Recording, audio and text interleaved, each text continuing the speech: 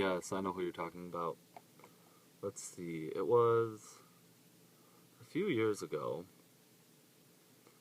There was a deaf person who wanted to take their uh, legal SCL test, the test that is for hearing interpreters. But she was a CDI and she wanted to become legal certified anyways. And she decided to kind of challenge the test a little bit because she was offended that it was only for hearing interpreters. And she took the test and she passed. And now I think there's a few CDIs who have their SCL certification.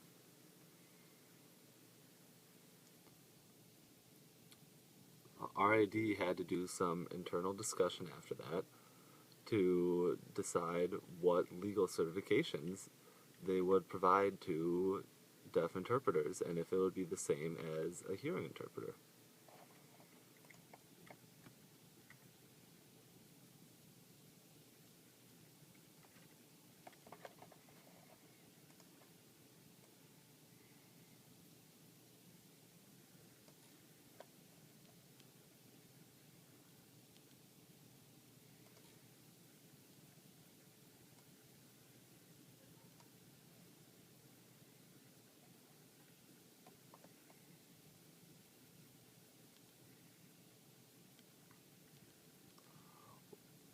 Well, that's because what a lot of CDIs do is they end up trying to beat the test and picking out the answers, which answer is most right, and trying to figure out which answer is not as right as the other answers.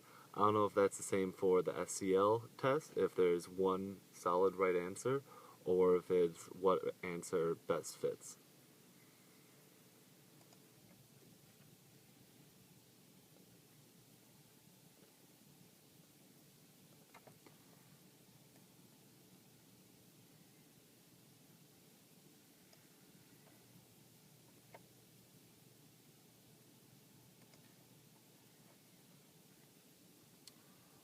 I know we were supposed to decide last year. I know many of us were on the fence on whether or not to keep having the Clip R certification or if it would become null and void.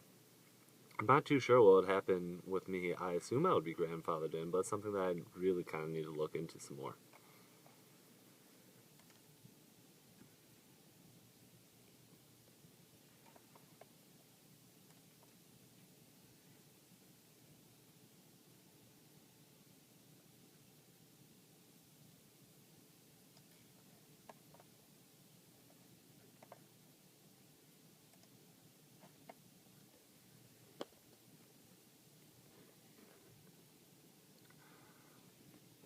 Yes, many deaf people don't realize that some of their interpreters may not be certified, and they assume that most of them will be certified.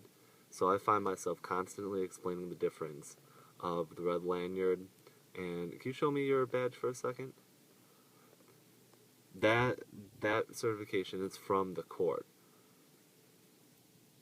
In mine, I have all of my credentials and certifications, so they can be easily displayed.